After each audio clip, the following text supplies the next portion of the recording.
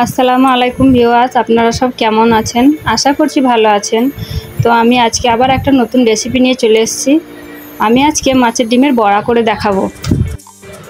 মাছের ডিমের বড়া করতে কি কি উপকরণ লাগে আপনারা ভিডিওটা দেখতে থাকুন। তো আমি একটা পাত্রে ডিমটা নিয়ে নিয়েছি, এর মধ্যে কুচনো পেঁয়াজ আছে নিয়ে নেব, তারপরে লঙ্কা আছে, কাঁচা লঙ্কা দিয়ে দেবো, তারপরে ধনেপাতা দিয়ে দেবো, তারপরে আদা রসুনের পেস্টটা দিয়ে দেবো।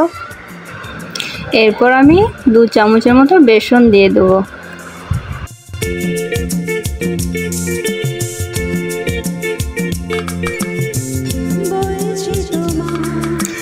1 চামচ মতো লঙ্কার গুঁড়ো দিয়ে দিলাম, 1 চামচ হলুদ গুঁড়ো দিলাম, স্বাদ মতো লবণ দিয়ে দিলাম, 1/2 চামচ মতো গরম মশলা দিয়ে দিলাম, কারণ স্বাদটা ভালো লাগবে।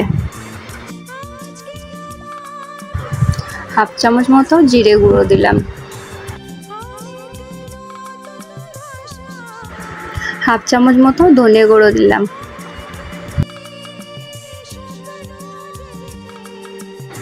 এবার আমি ভালো করে এগুলোকে মাখিয়ে নেব।